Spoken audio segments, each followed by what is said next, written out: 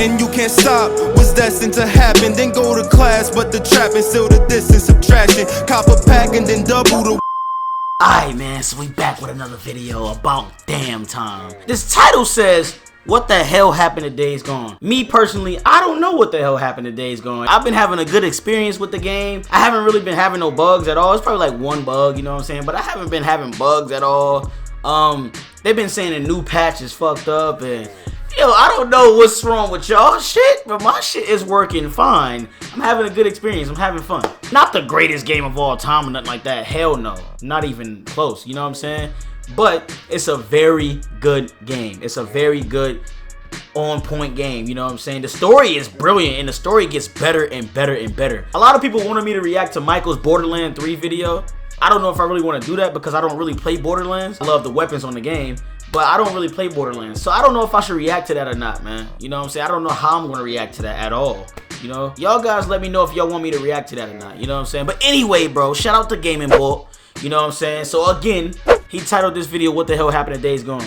I don't know exactly what he's going to be like speaking about. I guess he's going to be speaking about the bugs and the update and everything. Probably like, you know, expectations and shit like that as well. So let's go ahead and peep this joint.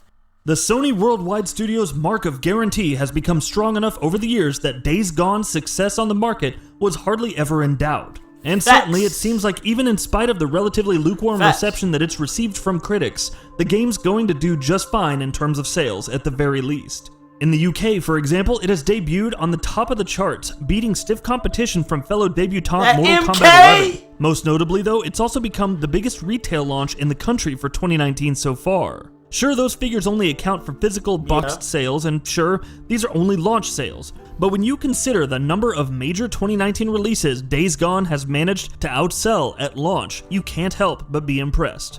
The likes of Kingdom Hearts 3, Resident Evil 2, Sekiro Shadows Die Twice, New Super Mario Bros. U Deluxe, and The Division 2 have all come out this year, and Days Gone has had a better launch than all of them. But while the game's commercial success seems like a sure shot right now, its critical reception hasn't been nearly as impressive. An open critic score of 72 at the time of writing is by no means bad, but when you look at the sort of games Sony's first and second party studios have put out over the last few years, one can't help but look at Days Gone like a pretty significant blip. So how exactly did we get here? What the hell happened? Well, let's get one thing out of the way first though.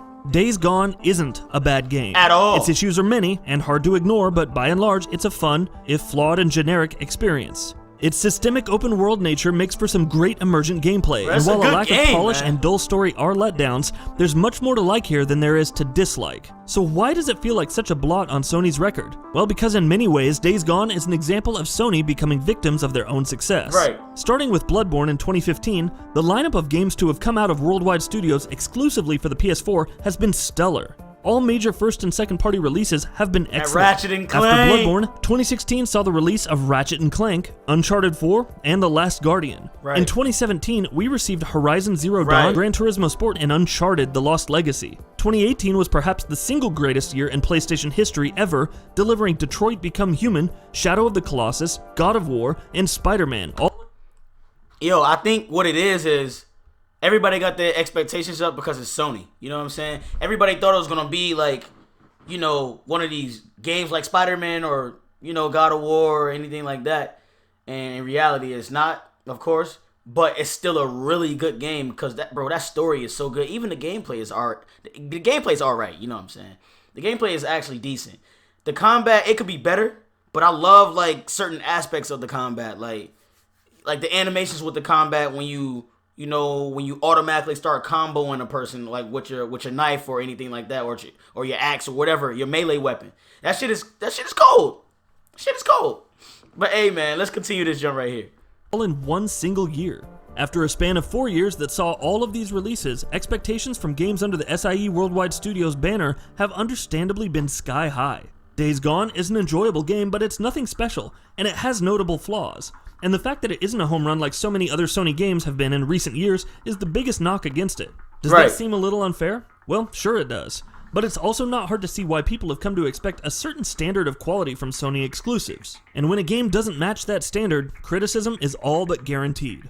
There are a few things we should take into consideration though, in all fairness. Bend Studio is significantly smaller than most of Sony's first-party studios. They only had like 30 While people. The likes of Horizon Zero Dawn, God of War, and Uncharted 4 have been backed by massive studios that have huge workforces. Facts. Bend Studio, relatively speaking, is much smaller in size at roughly 150 people. Right, Even Insomniac Games, who are smaller than the likes of Guerrilla Games and Sony Santa Monica, are a larger studio than Bend. Then you take into account the fact that Days Gone is a pretty huge open-world title, with tons of details and several systems and mechanics constantly interacting with each other.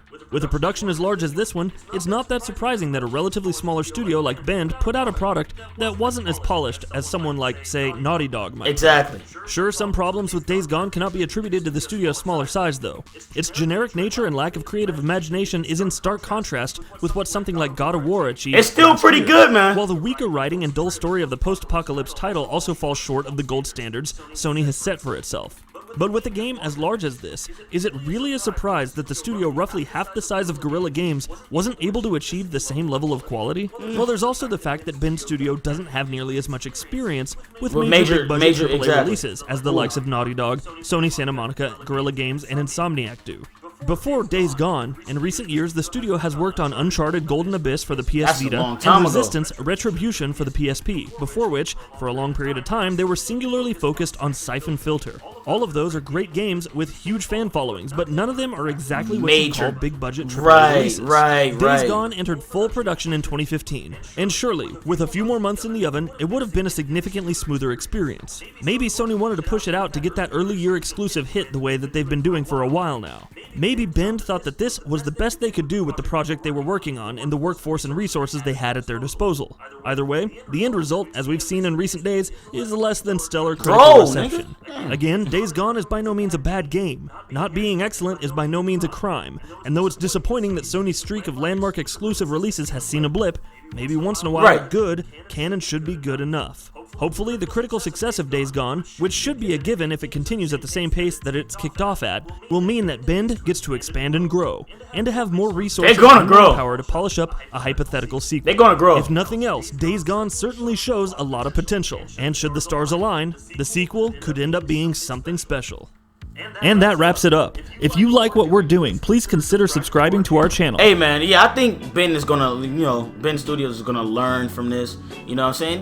This is like their first major game, like AAA type of game. So I already know they're gonna get better. They're gonna hire more people. They're gonna work harder on, on their future games.